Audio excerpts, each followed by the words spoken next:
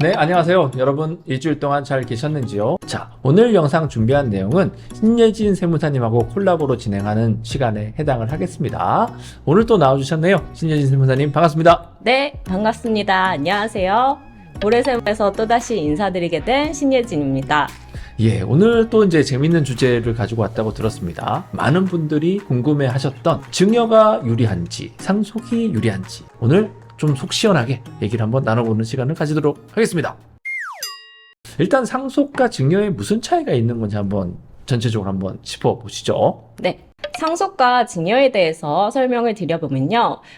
둘 다 모두 재산이 무상 이전되는 경우에 부담되는 세금이라는 점에서 동일하지만 상속 같은 경우는 저희가 사망을 하면서 재산이 이루어질 때 부담하게 되는 세금이죠. 또 증여 같은 경우는 사망 전, 생전에 재산이 이전될 때 부담하게 되는 세금이라는 개념적인 차이가 있고요.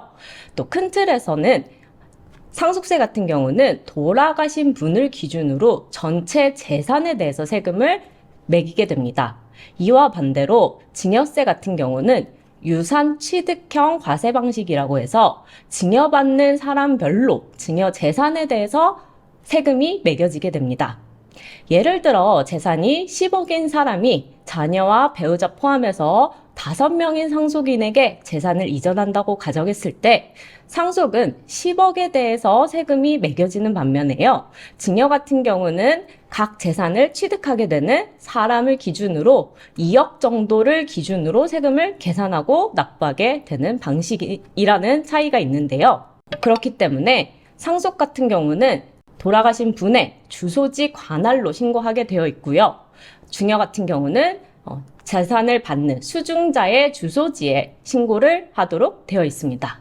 하지만 두 세목 모두 재산을 이전받게 되는 상속인과 수중자가 납세 의무자가 된다는 점에서는 동일하고요. 중요한 포인트는 신고 납부 기한이겠죠. 상속 같은 경우는 상속이 이루어지는 시점부터 6개월 후까지가 신고 납부 기한이 되겠고요. 증여 같은 경우는 증여한 시점부터 3개월 내로 신고 납부를 해야 합니다. 결정 기한이라는 게 있는데요. 이 말은 좀 생소하실 분들이 있으실 것 같습니다. 저희가 소득세나 법인세 같은 경우는 신고 납부하면서 납부하게 되는 세금이 결정이 되고 확정이 되는데요. 이와 반대로 상속과 증여는 저희가 신고 납부 의무는 있지만 우리가 신고 납부한 금액대로 세금이 결정되지는 않습니다. 정부에서 이 세금이 제대로 계산이 제대로 됐는지 살펴본 후에 결정한 세금으로 저희가 납부를 하도록 그렇게 법에서 정해져 있는데요. 그렇기 때문에 정부에서 그 세금을 결정하는 기한이라는 게 소득세와 법인세와는 차이가 있는 하나의 특이성인데요.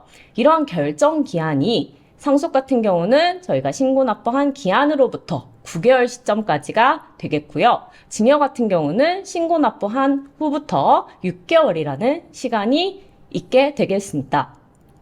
그런데 상속 같은 경우는 그렇다 보니 사망을 하고도 1년이 지난 시점까지도 내가 내야 할 세금으로 확정이 되지 않게 돼서 많은 상속인 납세자분들이 당황하시는 경우들이 있으신데요. 실제로 신고 납부하고 한참 후에 상속 조사로 이루어지기 때문에 그 상속 이루어지는 시점에 내가 신고했던 세금 이슈가 제대로 체킹이 되지 않는다면 조사에서 제대로 대응이 되지 않아서 억울한 케이스들이 발생하게 됩니다. 그래서 이런 부분 잘 주의하셨으면 좋겠고요.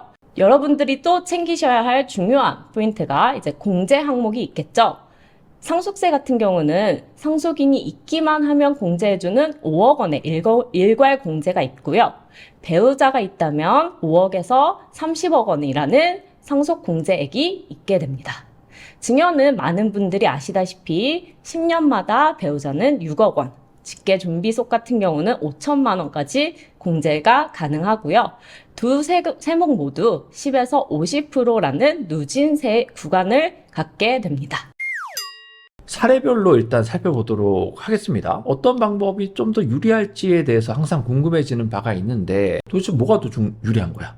배우자가 유일한 상속인이면 일괄공제가 적용되지 않아요. 그렇기 때문에 5억 원이라는 공제 혜택을 받을 수가 없고, 또 배우자가 있다고 하면 5억 원이라는 공제가 받을 수 있게 되거든요. 이렇게 상속 재산의 규모, 상속인의 구성원마다 상황은 다 다르기 때문에 천편일률적으로 어떤 방식이 더 유리하다 이렇게 생각을 하기는 좀 어려웠고요. 네. 그러나 조금 일반적인 케이스로 생각을 해보았을 때 네. 분명히 더 유리한 방식은 있게 되거든요. 네. 그래서 제가 다음에서 사례별로 조금 어떤 방식이 더 유리한지를 설명드리도록 네. 하겠습니다. 한 10억 기준으로 생각을 해주시면 좋겠네요. 많은 분들이 나 10억 정도는 있는데 이렇게 궁금해 하시는 분들이 상당히 많더라고요. 그래서 10억 기준으로 이하냐 이상이냐 이런 기준으로 좀 잡아주시면 좋을 것 같아요. 저희가 상속재산이 10억 원 이하라고 하면요. 명쾌하게 답변을 드릴게요. 상속의 방식이 더 유리합니다. 오, 그렇구나. 네. 앞서서 말씀드린 바와 같이 상속세는 배우자 외에 상속인만 있어도 최소 5억 원의 공제 혜택이 있고요. 이에 더불어서 배우자가 있다고 한다면 5억에서 30억 원까지 공제 혜택이 있다고 했죠. 근데 여기서 포인트는 배우자가 실제 상속을 받지 않는다고 하더라도 최소 5억 원이라는 네. 공제 혜택은 받으실 수가 있게 됩니다. 네. 결론적으로 아까 해주신 거와 같이 네. 10억 원까지는 상속 네네. 공제 혜택이 있다고 생각해 주시면 되는데요. 그렇기 때문에 상속 재산이 10억 원이 되지 않는다라고 하면 증여보다는 상속을 통해서 자산을 이전시키는 게 더 유리하다고 볼 수 있겠습니다. 그래서 10억이 넘어가는 경우는 어떻게 되는 건가요? 일단은 결론부터 말씀드리면요. 어느 한 방식이 유리하다기보다는요. 상속과 증여 모두 적절하게 이용하셔서 네네. 자산을 이전시키는 게 굉장히 중요합니다. 예를 들면 증여공제는 저희가 10년마다 리뉴얼이 된다고 말씀하셨잖아요. 그래서 자녀에게는 10년에 한 번씩 계속 5천만 원을 증여를 하더라도 세금이 네네. 없게 되고 네. 배우자에게는 6억 원을 증여해도 공제 혜택이 있기 때문에 세금이 없게 되죠. 네네. 그런 공제 기간을 활용하는 건데요. 네네네. 자산을 이전시키는 사람을 기준으로 80세 이후에 사망을 한다고 가정을 하고 70세 이전까지 공제 기간을 최대한 활용을 한다면 7번의 증여를 네. 할 수 있게 됩니다. 그랬을 때 세율이 가장 낮은 구간인 1억 원씩 5번, 또 그 다음 세율 구간인 5억 원씩 2번을 증여하게 되면 불과 1억 8,500만 원이라는 세금만 부담하게 되는데요. 네. 위에서 상속 사례로 비추어 봤을 때 30억 원이라는 재산을 일시에 상속으로 세금을 부담하게 된다면 6억 5천만 원 정도 세금이 발생하게 됩니다. 네네. 증여 기간을 최대한 활용했다면 1억 8,500만 원의 세금만 네. 부담을 하게 되는데 이 상속세와 비교하면 무려 4억 6,500만 원만큼의 세금을 절약할 수 있게 네. 되는 결론입니다. 많은 분들이 이런 부분 또 궁금해 하시더라고요. 배우자에게 최대한 많이 넘겨주고 나면 그러면 그 나중에 자녀한테 다시 넘어가는 경우가 생기잖아요. 그러니 어느 부분까지를 자녀에게 조금 상속세를 내더라도 조금 주는 게 또 좋은 케이스가 생길 수도 있는 케이스에 해당을 하잖아요. 네. 그래서 그 배우자 공제가 30억까지 된다라는 그게 어찌됐든 좀 함정이 될 수도 있지 않을까라는 생각도 좀 가지게 됩니다. 그래서 간략하게 설명을 해주실 수 있으실까요? 네. 그런 부분을 2차 상속이라고 저희가 흔히들 말씀하시는데요. 배우자 공제 혜택이 워낙 크다 보니까 동일 세대에 해당되는 배우자에게 자산을 많이 이전시켜서 상속세를 다운시켜 놓고 다시 그 배우자가 돌아갔을 때는 오히려 자녀에게 이전되지 못한 그 자산에 대해서 세금 부과가 더 가중되는 효과가 발생하게 되는데요. 그렇기 때문에 배우자와 자녀에게 이전할 자산 규모를 전문가를 통해서 최대한 시뮬레이션을 통해서 어느 정도 수준으로 적절하게 배분하는지가 절세의 관건이 될 수 있겠습니다. 그렇죠. 일단은 아까 방금 말씀하셨던 것처럼 증여를 활용하자. 이거는 이제 이견이 없는 부분에 해당을 하잖아요. 이게 이제 첫 번째 포인트였고, 그 1억 원 언더까지는 10% 구간에 해당을 하지만은 5억까지는 또 20% 구간에 해당을 하지 않겠습니까? 그래서 상속할 재산이 많다라면 오히려 그 상속 공제인 5천만 원을 공제한 1억 5천의 수준, 1억 정도가 가세되는 그 수준까지 활용하시는 분도 있지만 오히려 2억이나 3억이나 조금 더 활용하는 것도 괜찮은 방법이 될 수도 있고, 저희 욕심에서는 좀 일찍 오셨으면 좋잖아요.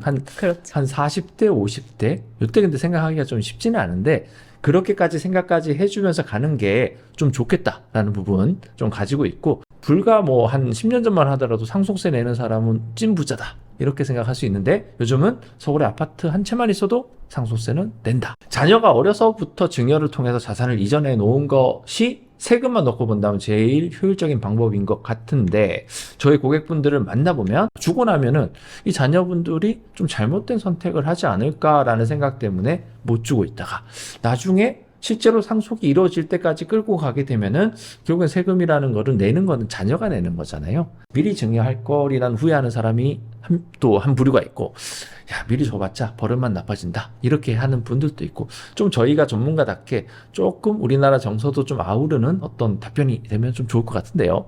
뭐가 있을까요? 자녀에게 미리 소득과 재산을 만들어 준다면 증여세만 절세할 수 네. 있는 게 아니라는 포인트가 있는데요. 재산을 분배하지 않게 되면 본인의 소득세 부담 역시 가중되기 때문에 그렇죠. 자산을 이전시키는 것은 생각보다 더 큰 절세 효과가 있게 됩니다. 네네네. 뭐 예를 들어서 그런 거잖아요. 부동산을 부모님이 가지고 있다라는 거는 종부세도 낼 수 있는 거고 재산세도 낼 수 있다라는 부분이 있을 것이고, 회사를 운영하고 계시는 분이라면은 그 주식도 상속재산이 들어가는 거잖아요. 증여세도 대상이 되는 부분인 거고요. 그러면 이걸 끝까지 들고 있으면 결국에는 그 주식을 가지고 있는 해당 분에 대한 배당을 본인이 받게 되니까, 배당 받아서 결국엔 자녀한테 현금으로 또 줘야 되니까 소득세 내고 증여세 내고 아니면 소득세 내고 상속세 내고 이렇게 되는 내용을 말씀하시는 거죠? 네, 맞습니다. 네네네. 그리고 또 뭐 부동산이 대부분을 차지하시는 분들한테도 또 관련된 내용이 있을 것 같아요. 증여를 미리 활용한다면 네. 상속세에서 절세할 수 있는 포인트를 말씀드렸었는데요. 상속이 이루어지기 10년 이내에 증여한 네네. 거는 다시 상속세를 계산하는데 합산이 되게 네네네. 됩니다. 네. 이러한 재산을 사전 증여 재산이다라고 하는데요. 그렇기 때문에 10년 이전까지 증여 방식을 많이 활용하는 추세이고, 그것만이 절세할 수 있는 방식이다라고 생각을 하시게 되는데요. 그렇지 않고 사전 증여 재산, 즉 상속이 이루어지기 10년 이전에 증여를 하더라도 절세를 하실 수 있는 포인트가 있습니다. 어떤 경우가 있을까요? 예를 들어서 상속 5년 전에 5억짜리 건물이 상속 시점에 10억이 되었다고 할 때 자산을 미리 자녀에게 5억짜리 건물을 증여했다면 자산 가치가 상승한 10억 기준으로 세금을 계산하는 게 아니라 증여 당시에 5억만이 합산이 돼서 상속세가 계산이 되게 됩니다. 결국에는 재정산으로 들어간다 하더라도 현재 시가가 10억짜리면 10억으로 들어가는 게 아니라 증여 당시의 시가가 5억이었기 때문에, 가산표준이 5억이었기 때문에 5억이 이제 들어간다는 얘기가 되는 거잖아요. 그러면 바꿔서 얘기하면 5억 상승분에 대한 거는 세금을 안 내고 아버지의 자산을 가지고 올 수 있다, 이렇게 되는 부분이 있고요. 그 부분이 이제 상당히 유리한 부분에 해당할 것 같습니다. 그러면 5억 정도로 봤었을 때에는 세금이 어느 정도 절세가 될 수 있을까요? 저희가 사례에서 말씀하는 것처럼 5억만 돼도 무려 1억 5천만 원의 세금을 절세할 수 있게 됩니다. 똑같은 부동산을 받았는데도 1억 5천이 세이브가 될 수 있다라는 부분에 해당을 하는 거죠. 이런 부분도 좀 있을 것 같아요. 한 10억 넘어가면 사실상 거의 다 상속세가 나온다, 이렇게 보시면 되지 않겠습니까? 배우자 공제를 최대한 활용했다라는 거는 재차 상속이 또 일어나잖아요. 그렇기 때문에 결국에는 10억 넘는 재산이 자녀에게 내려올 때는 분명히 세금을 낸다, 이렇게 이해하시면 좋을 것 같습니다. 근데 사전증여 재산은 10년이 들어가는 게 이제 원칙이죠. 근데 5년을 보는 경우도 있지 않습니까? 네. 우선은 저희가 상속이 이루어지게 되면 네. 기본적으로 상속 조사로 대부분 이루어진다고 생각을 해주시면 되시는데요. 그 상속 조사에서 가장 많이 보는 게 드러나 있는 상속 재산이 중요한 게 아니라 네. 가족끼리 거래한 계좌 내역을 살펴본다는데 네네. 이슈가 있습니다. 네. 그래서 계좌 거래에서 가족 간에 무상으로 돈이 왔다 갔다 했다. 그런 부분도 상속 재산에 포함이 되게 되거든요. 네네네.